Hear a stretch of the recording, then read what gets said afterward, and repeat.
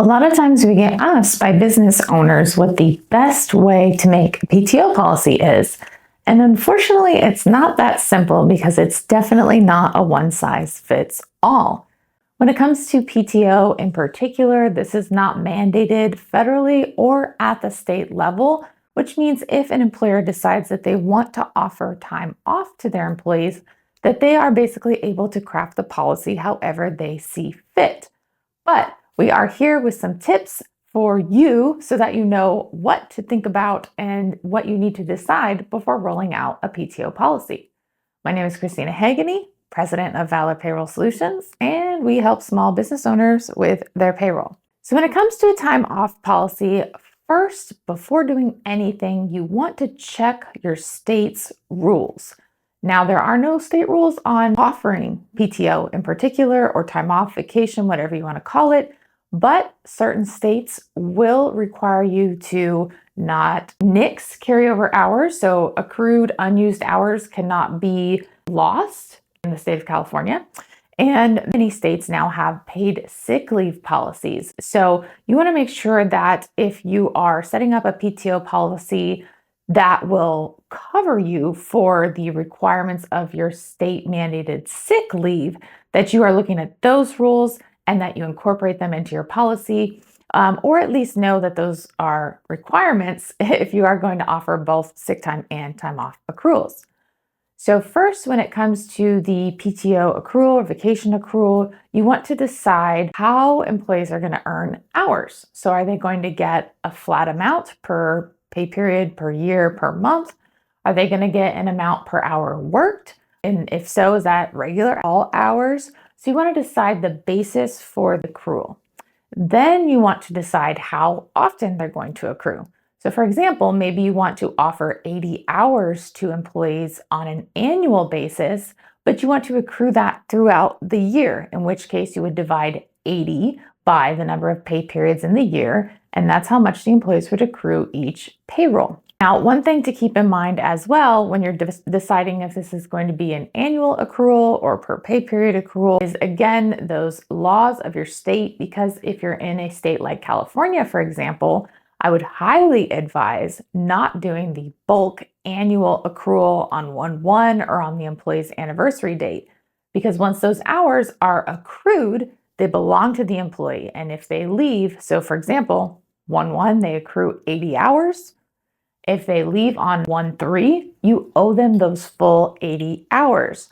Versus if you split that up into pay periods, they're only going to accrue each time they have a check. Likewise, the per pay period accrual is easier to manage for mid-year hires because you don't have to go in and figure out the prorated amount to give them. But moving on, you also will need to decide if there is a vesting period or a waiting period. Now, a vesting period would mean the employee starts accruing on their date of hire, but they have to be employed for a certain number of days before they're able to use those hours. Now, that's not the same as a waiting period where there's a certain period of time after the date of hire until the employee begins to accrue. And then again, if you are trying to create a time off policy that will encompass sick leave and you're in a state that has sick leave mandates, make sure that if you are setting up a waiting period that is allowable. Most state mandated sick does not allow for a waiting period, but several do allow for a vesting period.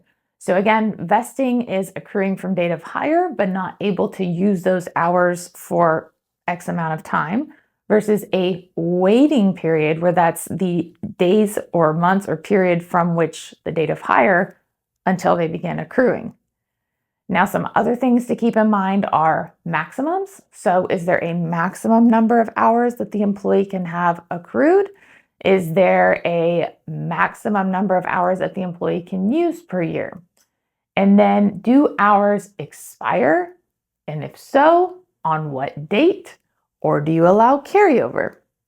If you're going to allow a carryover, is there a cap on the number of hours that can be carried forward from one plan year to the next? So a lot of times people stop at X amount of hours per year, pay period, whatever, and they don't think about all of the other details. One more thing to keep in mind is if you will allow negatives. So that would mean if an employee is allowed to use more hours than they currently have accrued. A lot of times when I hear business owners wanting to do the bulk annual accrual, that is because they want employees to have the 40 hours that they need to take a week-long vacation in the summer, for example. But if you instead allow employees to go negative and do a per pay period accrual, now the employee can, at your discretion, use more hours than they currently have accrued, but you can limit that negative as well to maybe 40 hours. So if they don't have the hours accrued yet, they can go negative, and then throughout the year, their balance bumps back up to zero. So as with anything that comes with payroll, there are laws involved. Again, there's no mandate at the federal or state level to offer paid time off. The only exception being the states that do mandate paid sick leave.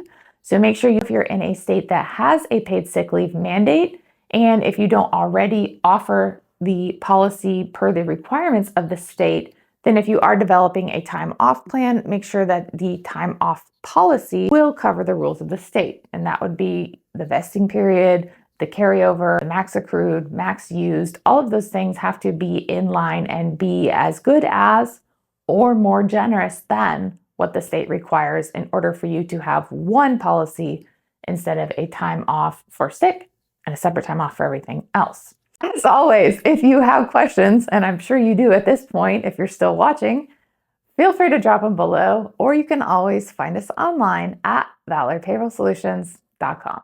Thanks for watching.